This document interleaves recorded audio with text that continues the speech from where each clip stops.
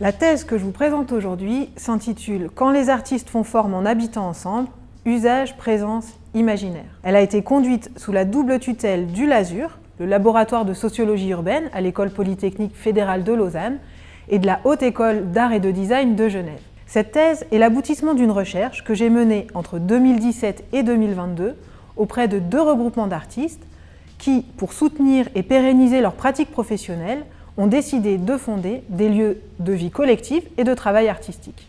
Ces 2 regroupements sont la Déviation, lieu d'expérimentation et de recherche artistique situé sur les hauteurs de l'Estac, à Marseille, au sein d'une friche industrielle issue des anciens ateliers mécaniques de la cimenterie Lafarge. Et l'autre, c'est Bermuda, atelier de fabrication, de recherche et de diffusion en art contemporain.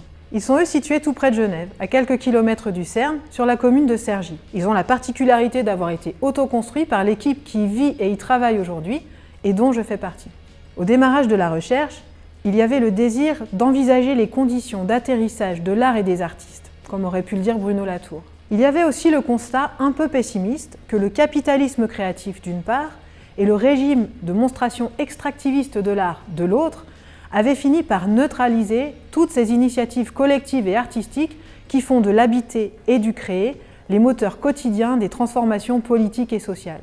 En m'appuyant sur les trajectoires singulières de Bermuda et de la Déviation, j'ai ainsi cherché à comprendre ce que produisait, en termes de fabrication du commun, le fait d'habiter ensemble et de travailler en artiste, dès lors que ces 2 activités se performent simultanément. Pour répondre à cette question, j'ai mené l'enquête de différentes manières. J'ai mené des terrains en observation participante à la Déviation. Je me suis aussi plongée dans les archives du collectif et, pour l'occasion, j'ai créé des outils archivistiques et cartographiques. À Bermuda, comme j'étais partie prenante de l'aventure collective, j'ai mené la recherche en étant pleinement investie dans le projet en autoconstruction. Ici, théorie et pratique n'ont jamais été séparées. Afin de mener l'enquête, je me suis accompagnée des outils de la sociologie pragmatique, un courant de la pensée sociologique qui est né au milieu des années 80 dans le sillage des travaux de Luc Boltanski et Laurent Thévenot. Comme l'y invite cette démarche, je me suis plus particulièrement intéressée aux épreuves que traversent les 2 collectifs, au moment de disputes ou de désaccords, afin de mettre en lumière comment les 2 groupes composaient respectivement le commun.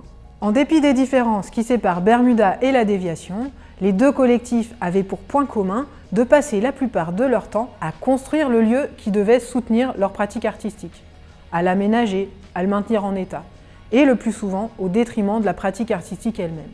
Dans les 2 cas, cette situation était une épreuve de taille pour les personnes impliquées. Je me suis dès lors plongée dans l'observation des chantiers collectifs, tels qu'ils avaient cours à l'Estac et à Cergy, et voilà ce que j'ai découvert. Passer son temps sur un chantier, avec ses camarades, à performer des gestes laborieux, parfois périlleux, le plus souvent répétitifs et routiniers, produit d'une part une manière très singulière de composer le commun. Le chantier demande en effet qu'on s'y implique en présence, avec tout son corps, et que l'on se coordonne avec les autres au moyen d'une écoute très particulière, une forme de porosité, une disponibilité. Dès lors, les groupes ne tiennent plus ensemble parce que leurs membres adhèrent à des principes idéologiques ou esthétiques communs, mais parce qu'ils font l'expérience d'un faire partagé, d'un usage en commun, un usage qui repose sur des formes d'attachement, de soins et de sollicitude aux entours matériels. L'omniprésence de l'activité de fabrication, qui brouille les différences que l'on fait habituellement entre des gestes et des formes qui relèvent de la création artistique et d'autres qui seraient plus prosaïques, contribue d'autre part à déplacer l'expérience que l'on fait de l'art. L'expérience esthétique vient désormais se loger dans la trame du quotidien. À Bermuda comme à la Déviation, émergent ainsi les formes et les gestes de ce que j'ai appelé un art en usage.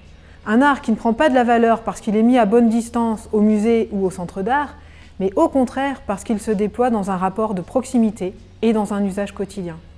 Un livre qui reprend ce travail est sorti aux éditions Métis Press en mars 2024. Il a bénéficié du soutien du Fonds national suisse et de la Direction régionale des affaires culturelles Auvergne-Rhône-Alpes.